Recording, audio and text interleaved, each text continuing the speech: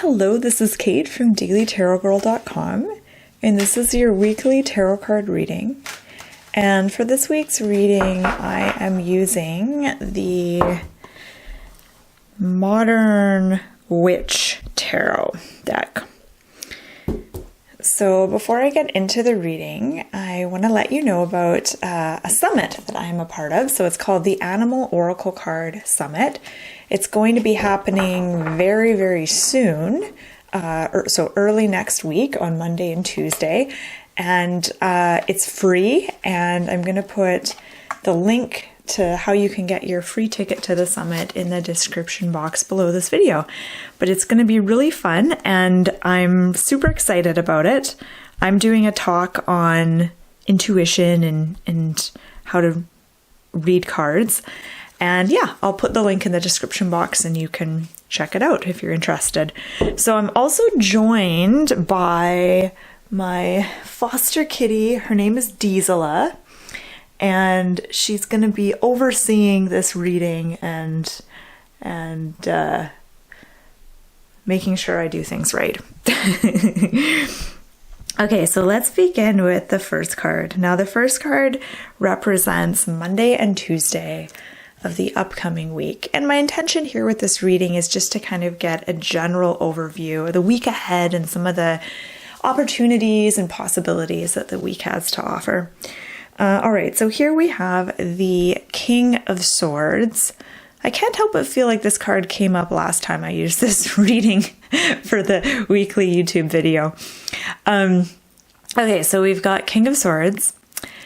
King of Swords is a very organized character. King of Swords is really good at planning things out ahead of time, at developing a strategy, and he really just has his shit together. So that's the bright side of the King of Swords. So this is a good time as we begin the week on kind of Monday and Tuesday. This is a good time to plan things out. You might want to make a list, like a to-do list. You might want to have a plan for the week ahead so that you don't squander the week, so that you're able to do the things that you want to do. The downside of the King of Swords is that he takes things pretty seriously. He can kind of get stuck in his head and he's not a lot of fun to be around. So those are just some characteristics to kind of be aware of this week. Let's have a look at the middle of the week. So this card is for Wednesday and Thursday-ish. Woo! We've got the Hermit. All right. So the Hermit is a major arcana card, and it's a very, in many ways, kind of a spiritual card. Now, in this particular version of the Hermit is, I don't know if she's opening a laptop or closing a laptop. I'm going to say she's closing the laptop. So this is really about tuning out distractions and withdrawing into your own inner world. And really kind of going within, giving yourself time and space to just be with yourself and be in solitude. And I think that's something that most of us don't do that often. You know, there's always lots of distractions for the times that we are alone. And the Hermit is really inviting you and encouraging you to, instead of, you know, when you're alone, just reaching for a distraction, to really just be with yourself and give yourself that time and space to kind of contemplate things, daydream. You might want to journal, but this is about just being present within yourself. You might want to do some meditation or yoga or something like that. One of my favorite ways to be in hermit mode is to go for a walk by myself. And I don't usually walk in the woods by myself. I'll usually just walk kind of around my neighborhood. But this is a time where I just go for a walk. I'm just with myself, with my thoughts, and not ruminating. This isn't about ruminating and you know, because sometimes when you're alone with your thoughts, it can not be great, depending on what your thoughts are. This isn't about thinking and mulling things over like that. This is about kind of a relaxed contemplation, more like daydreaming, kind of that sort of energy. All right, so definitely carve out some you time this week, preferably in the middle of the week, because it feels like you might need to kind of recharge your batteries at some point during this week. Let's have a look at the card for the end of the week. So Friday, Saturday, Sunday, we have Justice. Wow, this is kind of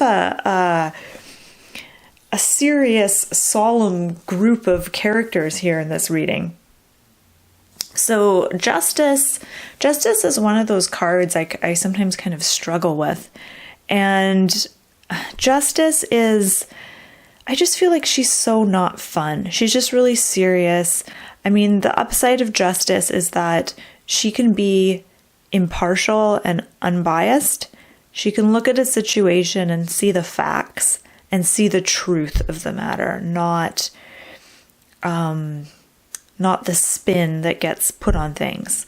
So I think that we're always looking at things through our eyes. So we always have a particular perception of events that isn't necessarily close to the truth. So we're always interpreting things a certain way, putting a certain narrative on it, and oftentimes we're not even really aware that we're doing this. And Justice is a call to step back, kind of take off those rose-colored glasses or brown-colored glasses or whatever you're looking at the world through, and really kind of look at the facts and drop the story, drop the mental chatter, drop the narrative, and really kind of see things as they are. So that is kind of the challenge of Justice. And sometimes that's an important thing to do if you're trying to make a decision or if you're deciding kind of what direction to go in, and trying to move forward. That can be a good thing to do. Okay, so I guess overall, these cards are about awareness in a lot of ways. They are about kind of stepping back and seeing the big picture. Justice as it relates to truth and being able to see things as they are and not as you wish them to be.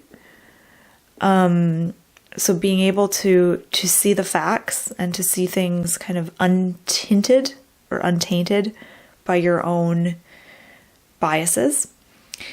And the Hermit is kind of about doing this as well, in a way. The Hermit is also about kind of dropping your story for a moment, really going inward and connecting with yourself on a soul level, on a spiritual level, and seeing yourself as a spirit who's in a physical body having this amazing journey. That alone can give you new perspectives on your life, and it can create a new sense of freedom. And King of Swords is about the practical planning aspect. So really sort of looking over your week ahead, planning out your schedule, making your to-do list.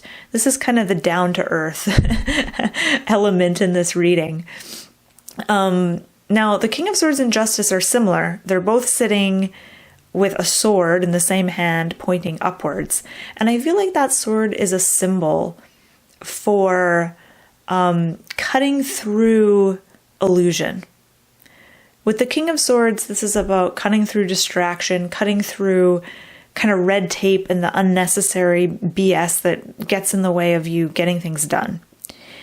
So the King of Swords is good at cutting through this and getting to the heart of the matter and prioritizing and putting his attention on what needs to have his attention, not not all the other stuff. I'm really bad at doing that. I get distracted by everything, and I'm so bad at prioritizing.